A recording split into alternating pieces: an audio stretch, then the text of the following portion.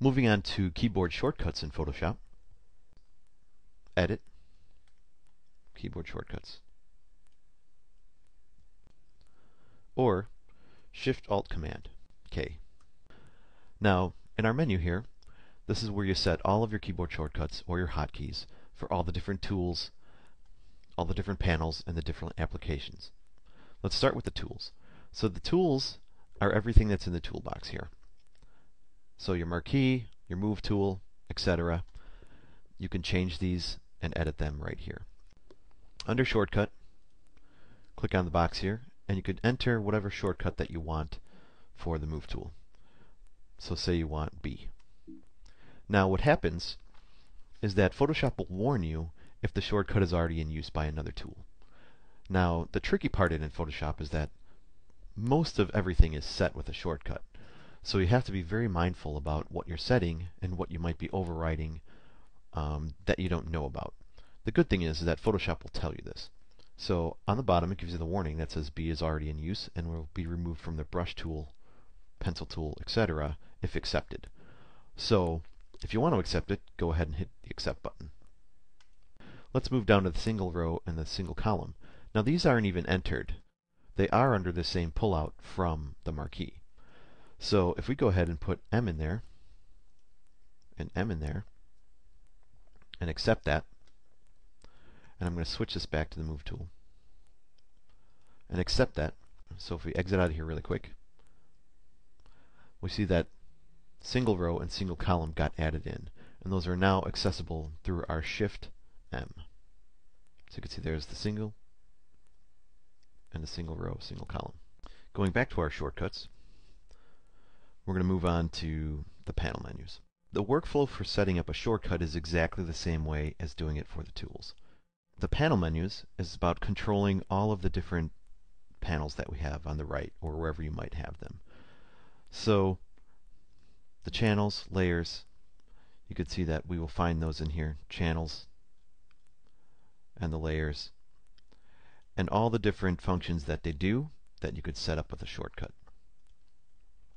Now I'm going to leave this to you guys to set this up for yourself. You know how to set the shortcuts. Again, you would just open it up and click on under the shortcut and click the box, and you would pop in your shortcut, and it gives you instructions down here too in case you get lost or whatever. The cool thing about all your shortcuts is the summarize button here. So if you hit summarize and go to a folder, and we're just going to save out a summary of all the shortcuts that we set. I'll call this Dave's test. I'm going to save this and replace it. So I'm going to go to that folder. Oh, it actually just opens it automatically.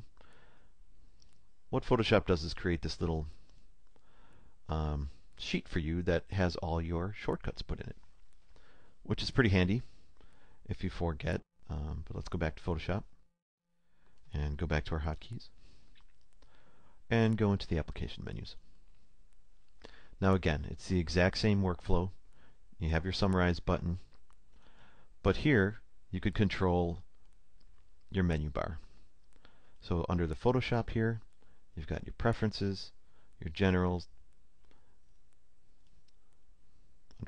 Under file, you've got your new, open, so on and so forth. So again, here is where you can edit all of your shortcuts for the menu bar. And that's pretty much it for the keyboard shortcuts. So let's move on to the menus. Going into the menu tab deals with all of the options for the menu bar. Now if we look under our file menu, we can see that we have new, open, browse and bridge, etc. And under the application menus here, under our file, we have new, open, browse and bridge, etc. Now what we can do here is customize the visibility of the menus and customize the color of them. So say we don't want new, open, or browse and bridge. We can turn off the visibility for each one of these. And let's hit OK and go under File. You now see that they're gone. So jumping back in, we can turn those back on and they will show up again. Now say we want to change the color for these. If we click on this, you can see that there's a couple color choices. could do red, orange, yellow. Going back to the File menu, you'll see that the colors are not displayed. Now, if you remember from the preferences, these need to be turned on, actually in the preferences. So, we'll get out of here, and let's go into preferences. Now, under the Interface tab, now Show Menu Colors is the option that allows you to display the menu colors that we just set under the Menus tab. So let's turn this on. Let's hit OK. And now let's look at our file. Now we have our red, orange, and yellow. So it's a little tricky there, but that's how you set that up. So let's look at our panel menus. Now our panels on the side here, all of them have a drop down on the top right that has a menu. And we can see that there's new layer, duplicate layer, delete layer, so on and so forth. Now in here, let's go down to our layers. Open that up. And you can see that we have new layer, duplicate layer, delete layer, so on and so forth. Now again, this works exactly the same way. With the visibility, you could turn these off, and you could set their color. So if we hit OK and look at our menu, you can see that now those menu items have been removed from the menu. Going back,